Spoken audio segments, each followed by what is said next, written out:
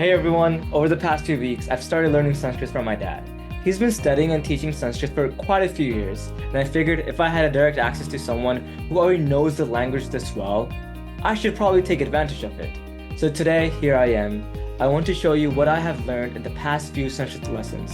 And surprisingly, after just one class, we already had enough vocabulary and grammar to start building actual Sanskrit sentences. Let's get started. The very first thing we learned was that Sanskrit words can be grouped into few categories. The first category is nouns and pronouns. For example, saha, tau, they. Bhavan, bhavati. Saha means he, tau means those two, they means they, bhavan means you in a masculine sense, and bhavati means also you in a feminine sense. Some common nouns were ramaha, ram, balakaha, boy, manushyaha, person, nripaha, king, vidyalayah, school. Sanskrit doesn't just have singular and plural. It has singular, dual, and plural. Most modern languages only have one person and many people. Sanskrit also has a special form for exactly two. That pattern shows up everywhere in the language. For example, saha, he, in a singular. Tau, dual, those two. They, plural, they. Moving on to the second category, which is verb.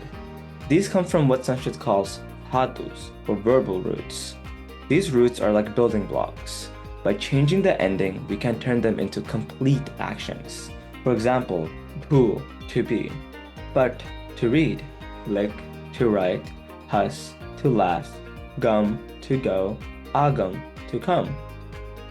In present tense, it would be patati, he reads, likhati, he writes, hasati, he laughs, gachati, he goes, agachati, he comes. One thing that surprised me was that the root word gum transforms into gach in the present tense. So instead of something like gamati, you would get gachati. Little transformations like that are everywhere in Sanskrit.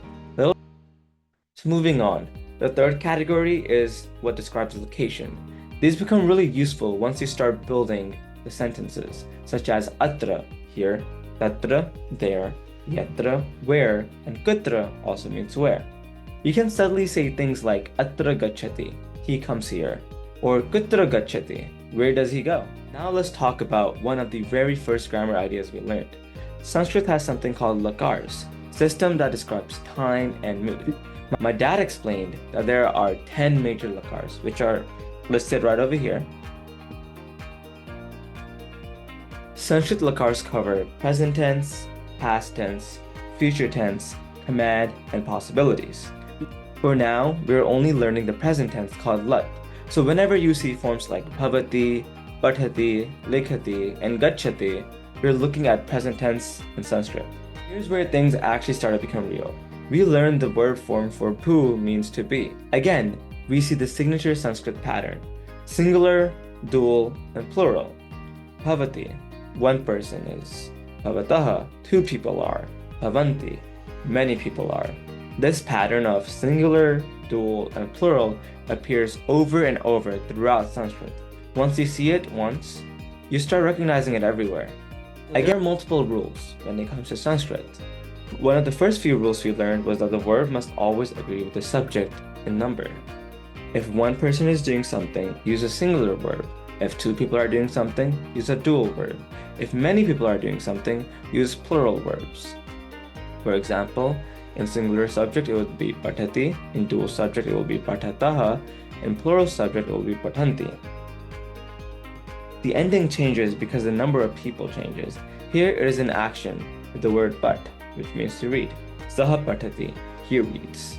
Tau patataha, those two reads. They patanti, they read. Moving on to rule number 2. Sanskrit sentences are surprisingly logical. For example, the subject takes one form, the object takes another.